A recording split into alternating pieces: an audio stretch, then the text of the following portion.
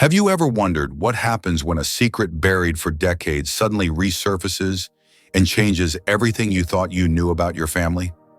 Imagine standing face to face with a stranger in a small town diner, only to realize that the pendant she's wearing is the exact same one your mother used to wear, a pendant you thought was lost forever. What if that moment was the key to uncovering a hidden past filled with love, betrayal, and unexpected connections? For Megan, that unexpected encounter was just the beginning of a journey that would challenge everything she believed about her identity, family, and forgiveness. What would you do if you discovered your entire life was intertwined with someone you never knew existed? Stay with us, because what happens next will shock you, inspire you, and remind you that sometimes the most important discoveries come when you least expect them. It had been 22 years since he last set foot in Maplewood, Ohio, the small town where he grew up, the place that held all the memories he tried to bury. The house where his mother's laughter once filled the air was now boarded up, a shell of the past. His mother, Grace Hamilton, had died when he was just 17. His father, David Hamilton, had become a ghost, distant and silent. Jake had left at 18, vowing never to return. But that day, standing outside Rosie's Diner Gravel, crunching beneath his polished shoes, he was chasing something he could no longer ignore: closure. Maplewood had changed little. The rusted pickup trucks still lined the streets. The familiar chipped formica counters of Rosie's Diner still welcomed the locals, with a jukebox playing Johnny Cash in the background. Jake slid into a worn vinyl booth, ordered a black coffee he had no intention of drinking, and stared out the window. That's when he saw her. Megan Turner moved with quiet efficiency, her auburn hair pulled back in a loose ponytail, tired but determined eyes that told stories of hardship. She was the kind of woman who had seen life's darkest corners and refused to break. The name tag read Megan, and her smile was warm yet guarded, practiced from years of waiting tables. Then Jake noticed the pendant. A silver crescent moon glimmered at Megan's throat, identical to the one in a faded Polaroid of his mother. His heart pounded, his breath caught in his throat. That pendant was unique, a custom gift from David Hamilton to Grace, or so he thought. His fingers trembled as he pulled out his phone, scanning the old photo again. How could this be? He called Megan over, under the guise of thanking her for the coffee. "Nice pendant," he said, voice tighter than intended. Megan's hand brushed the crescent moon, her smile faltering. "Thanks. It belonged to my mom," she said softly. Jake's pulse thundered in his ears. "Your mom?" His voice cracked. "What's her name?" Megan's eyes narrowed, sensing his unease. "Leah Turner," she replied cautiously. "Why do you ask?" Jake forced a vague smile. It's a rare piece." As Megan walked away, his mind raced. There was no way this was a coincidence. He scribbled hurried notes on a napkin: Megan Leah pendant mom. Questions piled on questions. He was a man who solved puzzles. His empire thrived on finding patterns others missed. This was a puzzle he needed to solve. Jake started asking around Rosie's. Megan was a fixture in Maplewood, a single mother to a 10-year-old boy named Noah. She worked tirelessly, scraping by on tips and grit. Her mother, Leah Turner, had died when Megan was just 15, leaving her to fend for herself. No one knew who her father was. Leah never spoke of him. Jake hired Mark Sullivan, a grizzled private investigator with a knack for uncovering buried truths. Mark's first report was sparse but revealing. Megan's birth certificate listed Leah Marie Turner as her mother, father unknown. Leah had been a seamstress, quiet and private, living in a cramped apartment above Maplewood Laundromat. She died of cancer in 2005, and Megan bounced between foster homes afterward. But here was the twist: Leah had lived in Maplewood during the late 1980s, overlapping with the Hamiltons. Jake's next step was personal. He drove to the Hamilton family house, now nothing more than peeling paint in overgrown weeds. Standing in the neglected yard, memories flooded back: his mother's voice, soft and warm, and his father's cold silence after Grace's death. David Hamilton had been a respected lawyer, but emotionally distant. Their last bitter fight was over money and abandonment. Jake hadn't spoken to him in years. Now he needed answers. At Maplewood Care Center, an antiseptic-smelling nursing home an hour away, Jake found David. The old man's eyes lit up but flickered with fear. "Dad," Jake said, cutting straight to the point, "Mom's pendant, the crescent moon. Where did it come from?" David's hands shook. His gaze darted away. Why bring this up? Now Jake's voice dropped. I saw it on a waitress, Megan Turner. It's the same one. David went pale. Leave it alone, Jake. You don't know what you're stirring. But Jake pressed harder, anger and confusion rising. What aren't you telling me? Why does she have Mom's pendant? David clenched his jaw tight, silence answering. Frustrated but relentless, Jake sent Mark deeper. Then came the bombshell: a letter discovered in a box of Leia's belongings donated to the Maplewood Heritage Society. It was from David, dated 1987, addressed to Leia. Leia, I can't keep doing this. Grace's pregnancy changes everything. I have to stay with her. I'm sorry. The pendant is for our girl. Keep her safe. Jake read and reread the words until they blurred. Megan Turner, his half-sister. His father's secret from 35 years ago. The pendant wasn't just jewelry, it was a confession, a shame hidden in plain sight. Watching Megan from afar, Jake saw a fierce woman juggling motherhood and hardship, completely unaware she had a brother sitting just feet away. He wrestled with whether to reveal the truth, knowing it could upend her life. But that pendant was a tether to a past they both deserved to understand. Thanks for watching. Sorry for the interruption, but we hope you will help us improve our content in the future. If you were Jake, would you tell Megan about the pendant and the family secret right away? Or wait until you were sure how to approach her? Why? How do you think Megan's life might change once she learns the truth about her father and brother? Have you ever discovered a family secret that changed how you saw your own life? How did it affect you? Jake Hamilton couldn't shake the image of Megan's pendant, an emblem of a secret that had haunted his family for decades. The revelation that Megan was his half-sister rocked the foundation of everything he'd built, everything he thought he knew about his bloodline. But telling Megan that was a risk. What if she rejected him? What if the truth tore her fragile world apart? He spent days pacing his sleek Silicon Valley office, unable to focus on anything except the tangled web his father had spun. His empire of data and algorithms suddenly seemed trivial compared to this raw human mystery. Mark Sullivan, the private eye, brought more news. We dug up something else, Mark said, sliding a thin folder across the polished desk. Inside were old photographs, letters and an address Jake hadn't seen before. A small apartment on the edge of town, long abandoned. This was Leia's last known residence, Mark explained. Looks like she kept a lot hidden here. Jake's breath hitched. If Megan didn't want to know about this, he needed to act fast. He had to find her. Maplewood was smaller than he remembered, but the diner was still a hub. Jake returned, slipping into the same booth. Megan was working her usual shift, calm under pressure, but with an edge he hadn't seen before. He watched her balance trays, banter with regulars, and tend to her son Noah with fierce, loving eyes.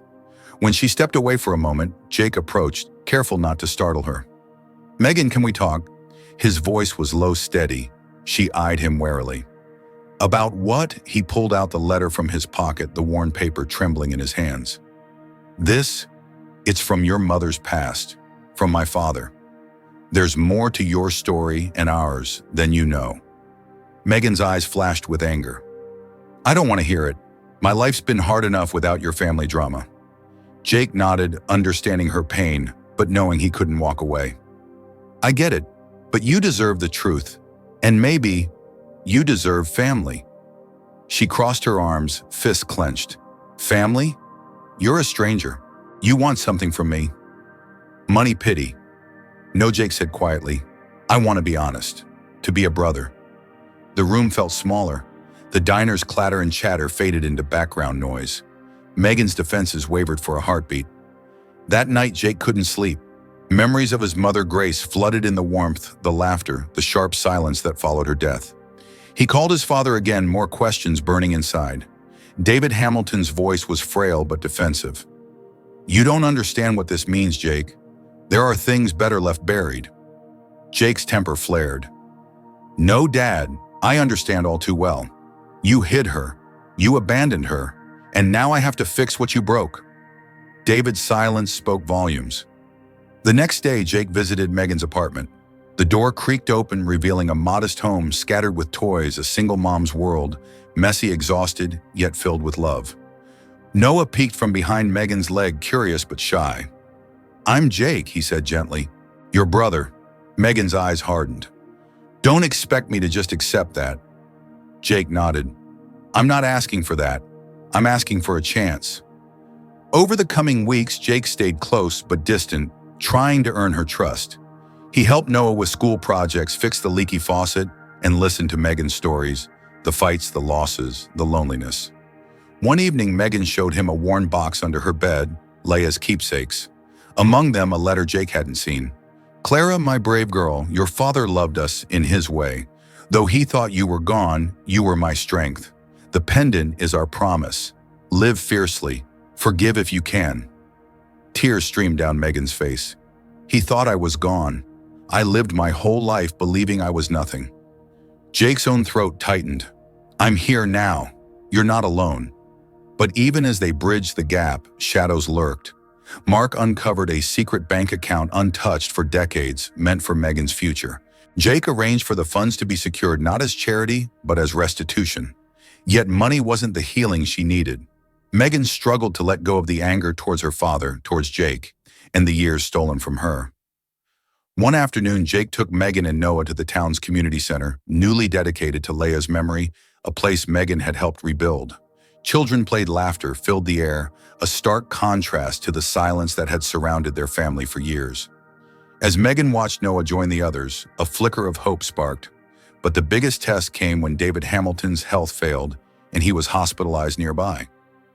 Megan reluctantly agreed to visit him, her father the man who'd cast her aside. The meeting was tense, filled with years of unspoken words. David confessed his regret, admitting the affair and the choices that shattered lives. I was weak, he whispered. I thought I was protecting you all. Megan's voice was cold but steady. You abandoned me, but I'm here now.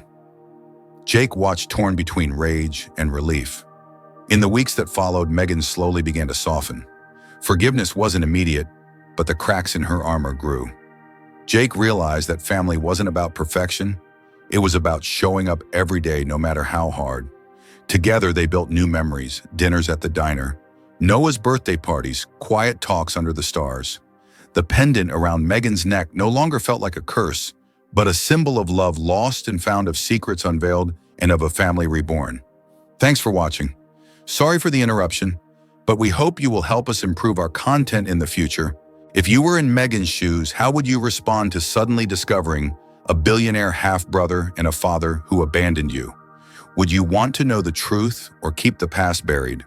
Why spring had settled softly over Maplewood, its gentle warmth coaxing new life into the town and slowly into the hearts of those still carrying old wounds. For Megan, Jake, and little Noah, the past months had been a whirlwind of revelations, confrontations, and cautious steps toward an uncertain future. Yet beneath the surface of fragile trust and tentative bonds, a quiet transformation was unfolding.